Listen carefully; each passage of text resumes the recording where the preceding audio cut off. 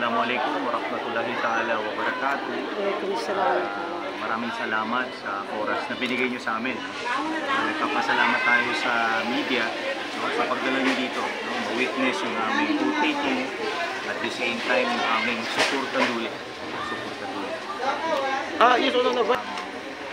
Well, siguro maraming nakakaalam doon sa nangyari. Nagpapasalamat tayo unang-una kay Allah Subhanahu wa Ta'ala. Alhamdulillah, binigyan tayo ng pangalawang pagkakataon na mabuhay. Siguro pwede kong sabihin na kung hindi dahil sa mga dasal, mga dua ng bawat isa, ng pamilya ko at ng mga tao na nagbigay ng concern sa atin, siguro hindi na yung pagsubok na yun. Pero alhamdulillah, yung nangyari naman is part ng buhay natin.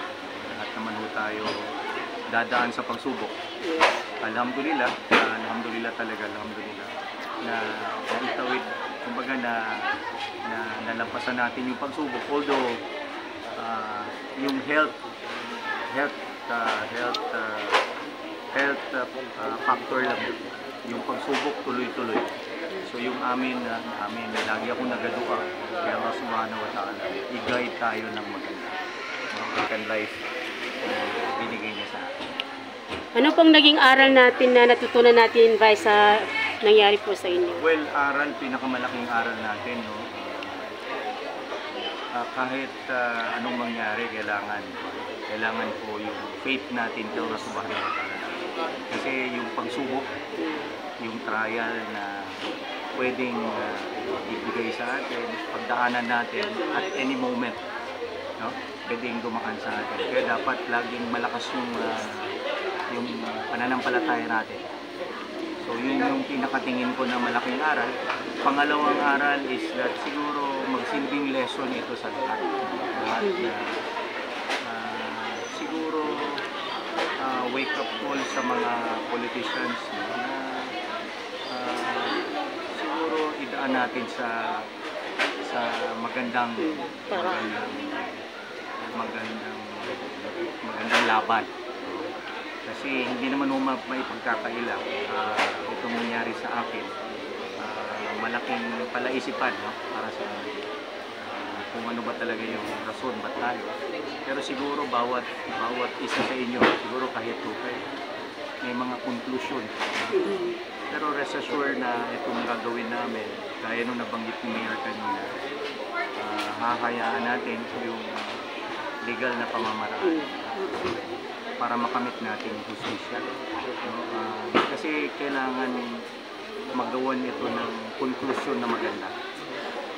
Kasi hindi natin nahayaan na yung mga may gawa, yung mga nag-isip nito, kumbaga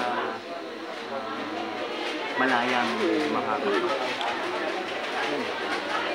isip ulit ng ganitong klaseng bagay. Dapat mabigyan natin ng lesson. Bay, sino po yung dapat nating pasasalamatan? Dahil kayo po yung naging nanalo po kayo bilang Vice Mayor pa rin. Unang-una, of course, yung ating Allah Subhanahu wa Ta'ala. Dahil sa Kanya, tuloy-tuloy yung ating pagharap sa mga hamon ng politika, hamon ng buhay, hamon ng lahat. So pangalawa, sa aking pamilya, yung aking immediate family, si Ama, si Ina, yung mga kapatid ko, yung asawa ko, of course, yung mga asawa ng kapatid, yung immediate family na, yung pamilya din po ng tatay ko, sa Mayor, sa mama family, pamilya naman ng mama ko, sa Api family. Maraming salamat sa kanila, sa support.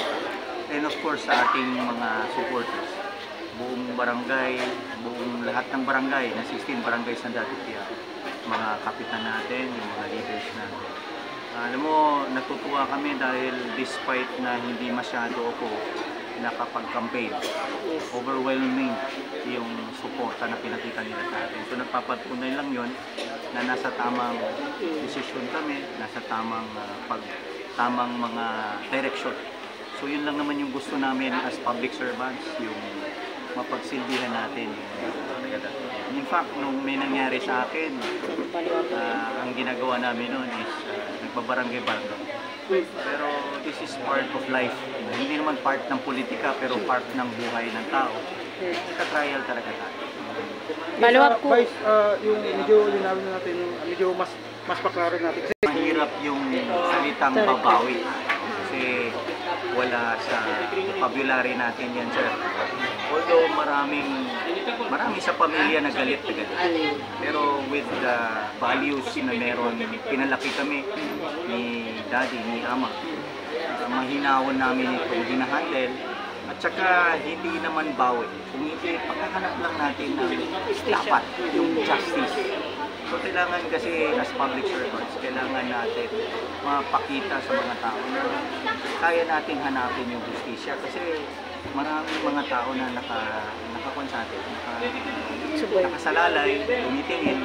So nangyari sa akin. So baka hindi imposible na kayang gawin sa iyo. So yun na po, wag natin sabihin na babawi.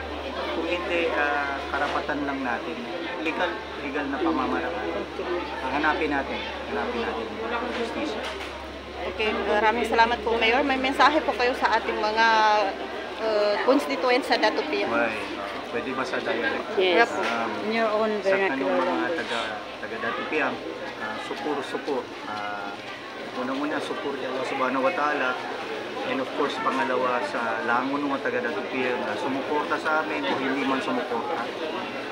Itong binigay nyo na bagong mandato sa amin, asahan ninyo with the leadership ni Mayor and kasama kami na Sangguniang Bayan.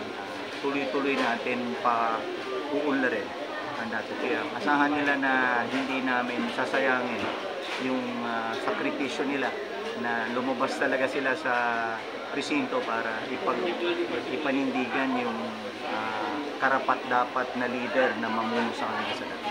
So, libo-libo, ngibo-ngibo, kabagin sukuran. No? So, langon-langon.